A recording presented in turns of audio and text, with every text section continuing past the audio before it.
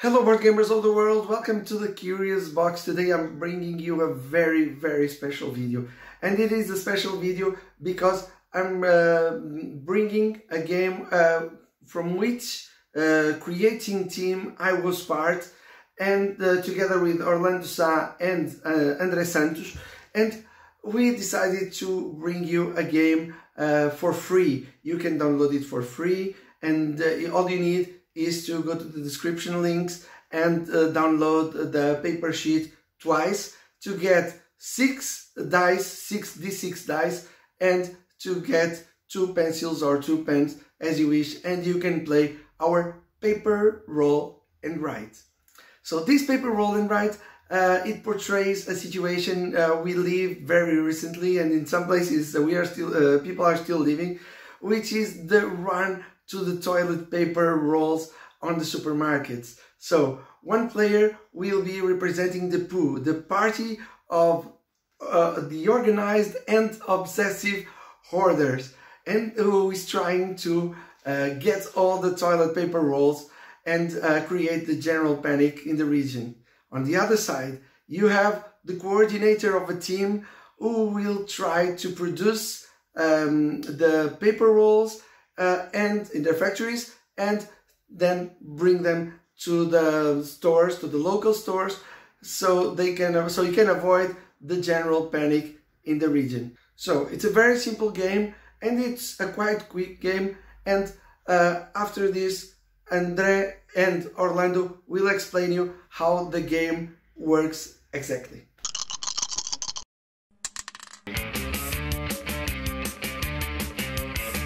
So let's talk about the player sheet. So each player will receive one sheet like this. The player sheet is divided in especially 2 parts: the upper part and the bottom part.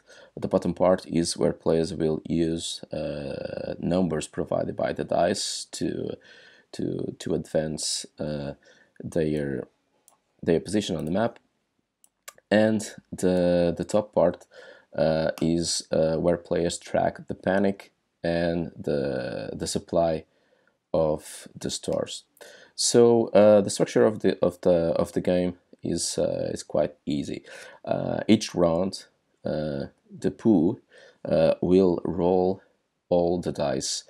The number of dice is determined by the panic level. So the panic level is always determined by the leftmost empty square on the panic track, and in this case the leftmost empty is this green, so this means the panic is on green. It means that we would roll the poo will roll 6 dice.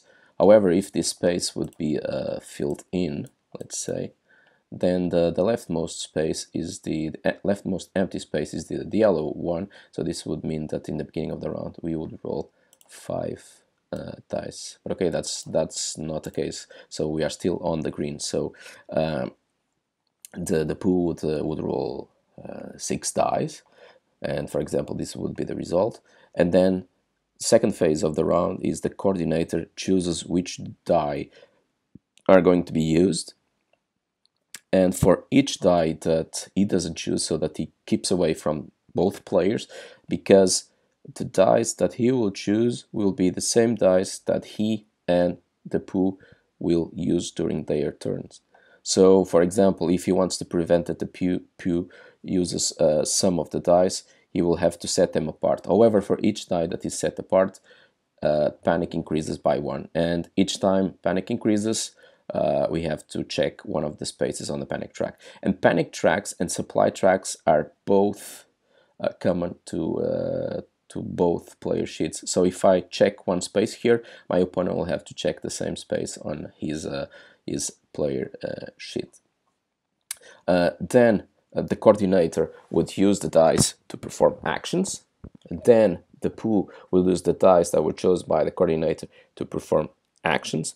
And we would end the turn by swapping the player sheets that we have in our hands. So everything that I'm doing in this player sheet then my opponent will have to deal with that on the next round, and vice versa. So what he's doing now on the sheet that has in his possession will something have to deal on my next round. So let's talk a little bit more about all these elements. Like I said, this is the panic track, and this is tied with the winning condition of the poo. So the terrorist organization poo wins the game when panic reaches the maximum level. When this last square is checked off, they arrive to their victory condition. For the coordinator, for the good guys, when we supply 5 stars in total of both player sheets, so each time, again, like this track, each time I supply a star with paper, I check one of these spaces, and my opponent also has to check that space on his player sheet. If the coordinator manages to check the 5 spaces of his of the supply track, so meaning that he supplied 5 stars in total on both player sheets combined, he reaches his winning condition. Next, we'll see here, these are 4 bonuses that are connected with the coordinator. And we have the map. And within the map, the gray is exclusive for the coordinator to use his dice. As also the factory here where we produce paper is only used by the coordinator. That's why it's also in gray. The poo will use his headquarters that are here. He will use dice here. Or in the map, he will use on this brownish area. On his turn, the coordinator can use the dice that he chooses to, either in the fabric or either in the factory or either in the map. To use dice on the factory, he can only use 1s, 2s, and 3s, and on the map he can only use 4s, 5s, and 6s. Okay. At any moment during his turn, he may change the value of one of the dice. Note that he will not change the value physically, he will just say the value that he wants for that die, because on his turn the pool will still have to use the face value of the dice that is there. But the coordinator can at any time change change the value of a dice, but each time he does so, panic increases by 1. Also, he can use on his turn one of the 4 bonuses that I will explain in detail. And he can work on the factory or work on the map. So, his goal is to produce paper on the factory and then drive around on the map to supply stores. Stores can either be empty, nothing happening there, or they can already be visited by the pool. Each time the coordinator has to deliver paper to a store that was previously visited by the pool, he has to spend 2 paper rolls. If, however, he supplies a store that was not visited by the pool, he will only have to spend 1 paper. Let me just clean this so that the example that I'm gonna give you now makes all sense. So let's say it's the beginning of a round. The poo has rolled 6 dice because we are still on the green part of the panic track, so he has to roll 6 dice. And he rolls these 6 numbers. The coordinator then decides he's not going to use the 5 so that the pool doesn't have access to that number, because that's beneficial for him on the player sheet that he's using now. So he's going to only use 5 of the 6 dice. For each die, like I said, that is not used, he has to add 1 panic. So this panic is added on the panic track of both player sheets. Right now the panic is on the yellow because the leftmost empty square is on the yellow part. And what does that mean? That in the beginning of next round only 5 dice will roll. But if you see here, we have some values.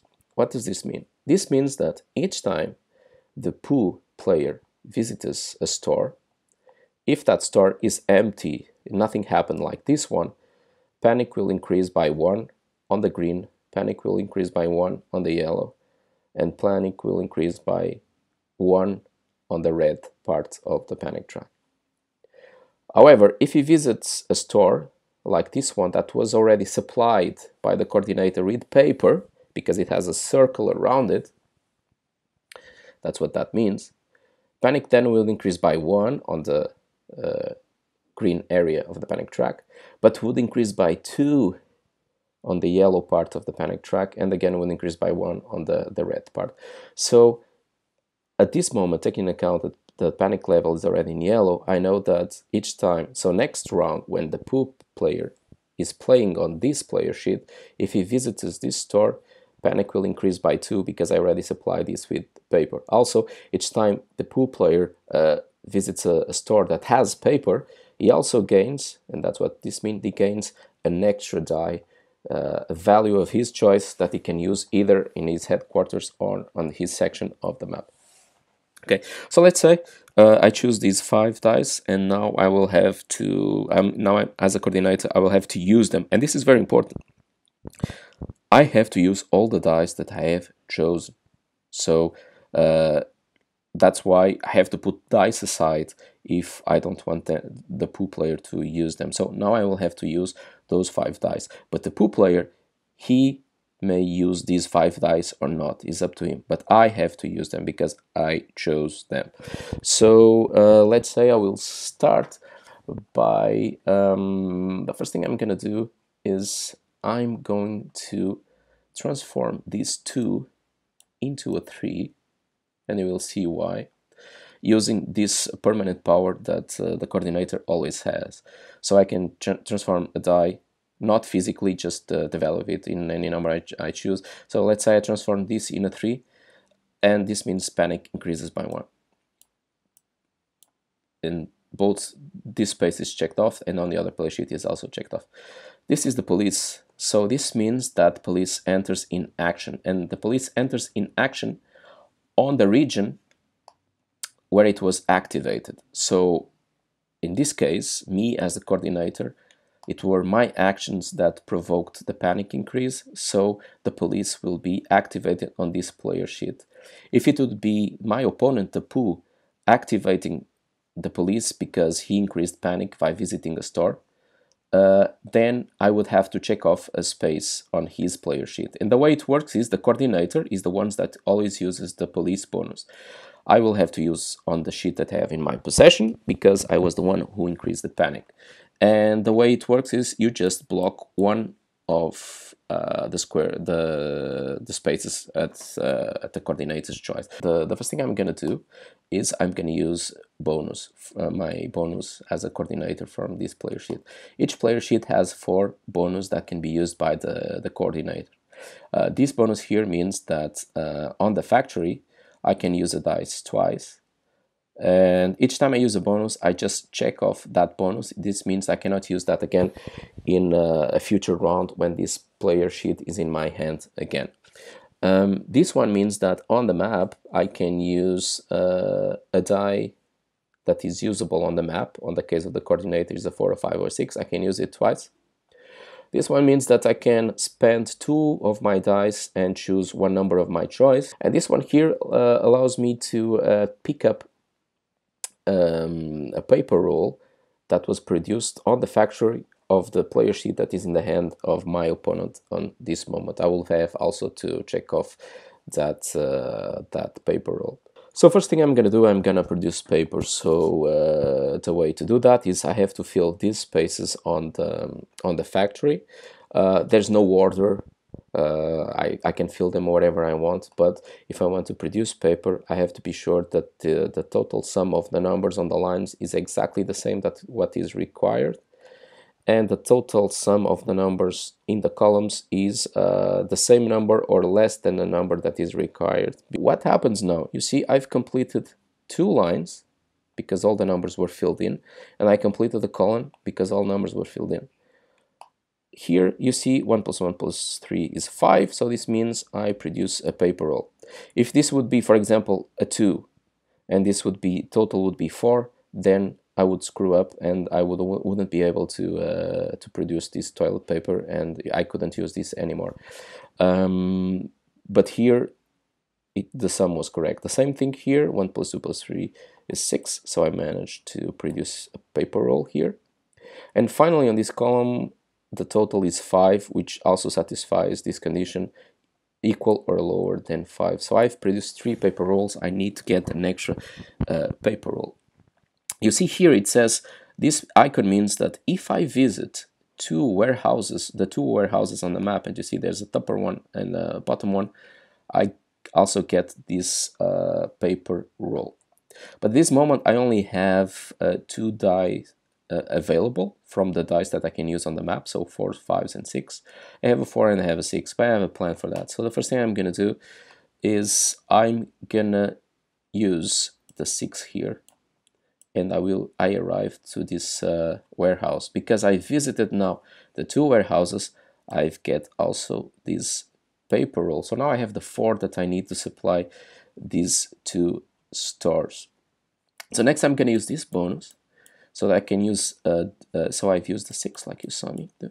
And now I just have a 4, but I'm going to use this bonus here, which allows me to use one of the dice of the map twice. So I'm going to use this 4 twice, and I'm going to place 1 4 here.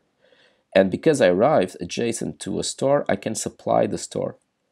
If I didn't have enough paper to supply the store, I would screw up. I can't do that again because I wouldn't be able to put a number adjacent to that. So you arrive to a store, you immediately have to supply it. If you don't have paper, then that's your problem. In this case, I have paper, so I do a circle around it, and I spend 2 rolls from my factory. I'm going to use my last 4, and I'm going to place it here. And I also supply this store, which means that I check off that and I check off these 2 last rolls. There are 2 rules to put numbers on the map for the coordinator, and that's explained here. What are the 2 rules? Each time you place a number, you have to either place it adjacent to the factory, or you have to place it adjacent to another number that was already on the map. So you saw I placed this 4 here because it was adjacent to this 5 or to this 6. I placed that 6 that was adjacent to that 4. I placed that 4 that was adjacent to that 6. The other rule is that you can never have the same number adjacent. So I can never have 2 4s adjacent or 2 5s adjacent. They always have to be different. As you can see, I've supplied 2 stores on this map, 2 stores that my opponent cannot visit on next round because they were already checked off by him. And I advanced my winning condition, and now I just have to supply 2 more stores in the total of the 2 player sheets, and I've used 2 of my bonus. Okay, so now I will try to explain to you how does the pool player plays in this game. So after he plays in the 4th round phase of the round, which is he throws the dice, rolls the dice, and then the coordinator chooses the dice they will use. Then the coordinator plays, and then the 4th phase of the round is Pooh's turn. So this player, the Pooh player, will be concerned about the brownish areas of the player sheet, which is this left side of the player sheet, and in the map you will use numbers in this outer area of the map. Also, the panic track, which Orlando has already talked about, is important for him because it's his goal to reach the end of this track. So, for example, this was we are in the middle of the round, okay? So, coordinator has we have rolled a 1, 2 2s, 1 4, 1 5, and 6, 1 6, and the coordinator has left for available for us 1 2, 1 1, sorry, 2 2s, 1 4, and 1 6. So the 5 is out for us, or maybe not. I will I will get there. But for example, I can use numbers. I can use numbers here. You can see this icon. I can use them, all of them, from 1 to 6 in the map or in the or in this bonus area. Okay. So, for example, I will use these 1 and 2 here, and I will do this 1, 2. I can put these numbers anywhere in this outer brownish area, but the rules are: you can only put numbers that come from one of these houses, okay, here or here, or you can also put numbers, right numbers, in a space which is adjacent to a space previously full, okay. I wrote a 1, and then I wrote a 2, and the rule is you can only write a value that is 1 above or below that number, that previous number. So I can write a 1, 2, and then after a 2 I can write a 3 or a 1 again, okay. 6 and 1s are not adjacent, okay, are not successive numbers. So after a 6 I can only write a 5, and after a 1 I can only write a 2. So I have choose these 2 dice to move in the map, and I have reached a space which is adjacent to a store. And this means that we are in the store, and then we take the paper out of that store.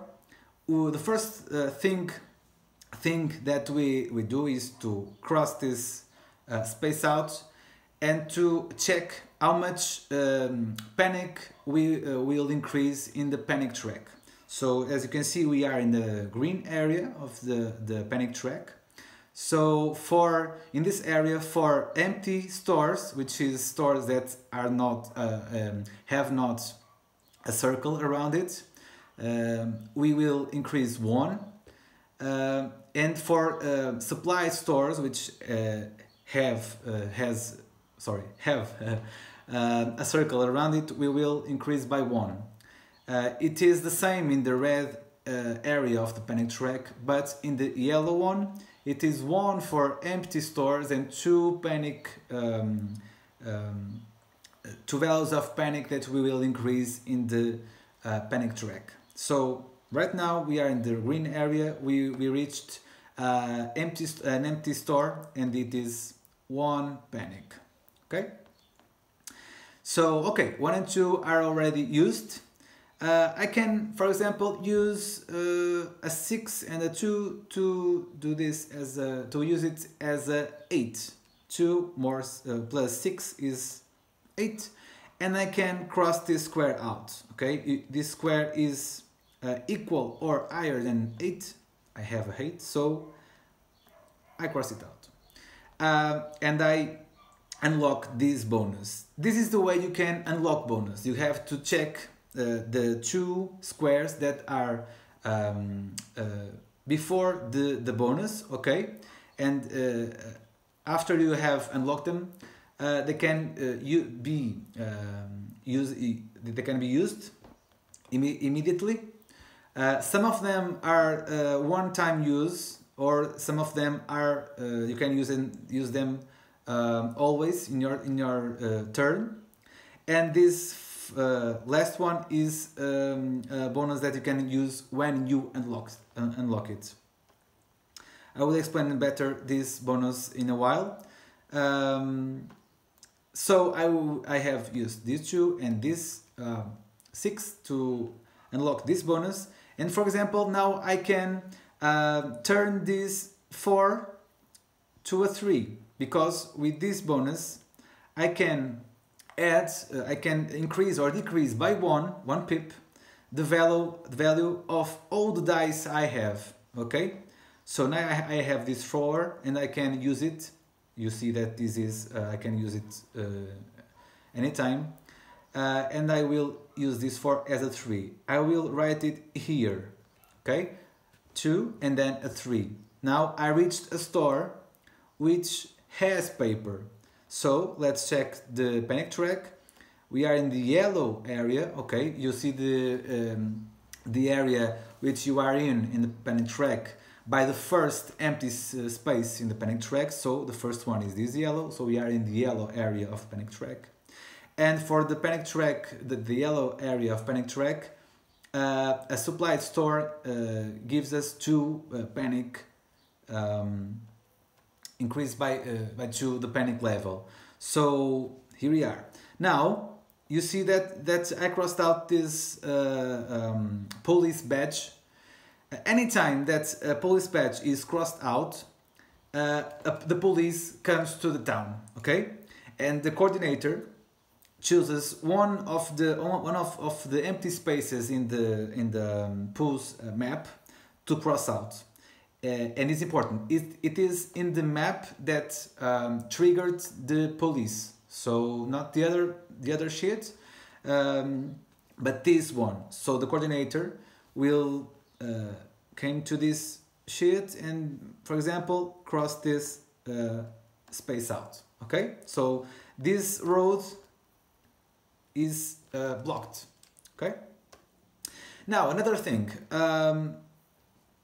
Besides the panic that you will increase when you visit a store, if that store is supplied, it will also gain a virtual die.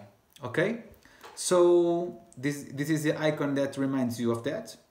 And I have no more dice to use, but now I gained another dice because I reached a supplied store, and I can use the die. For example, of course the value is 1 to 6, okay, and I can use it. For example, I can write here a 4, okay, and then I reached another supplied store. So I will check 2 boxes, and I will have another dice, okay, and I can, for example, choose a 6, and I can do this, okay. And if I had more dice available for me, I could even sum up the virtual die with one of that available dice, okay. For example, I could if I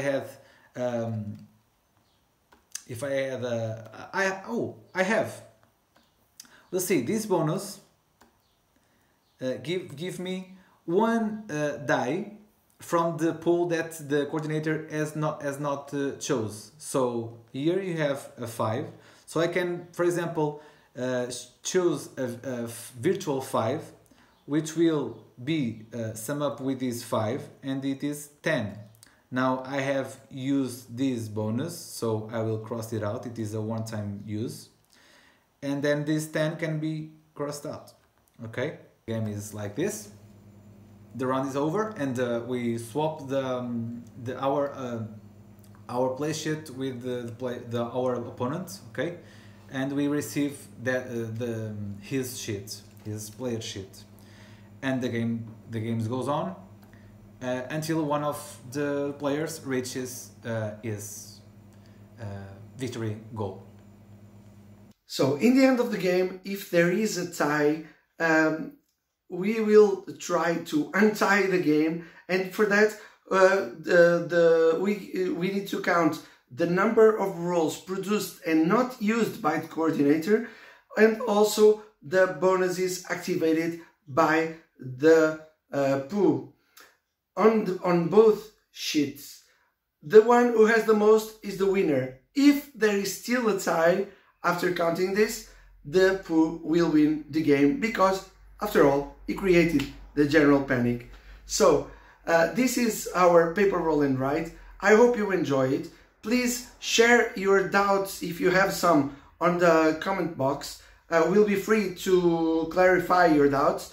Also, you have on the description, besides the links to download the game, you have the timers of the description of the game. So if you have any doubt, you can just go to the exact point you need and check for clear description of that moment of the game. From the Curious Box, from myself in particular, and from Orlando Sá and André Santos, thanks a lot for checking out this video. Thanks a lot for checking out this game. I hope you enjoy it. Have lots of fun, and I'll be seeing you, of course, very soon at a table close to you.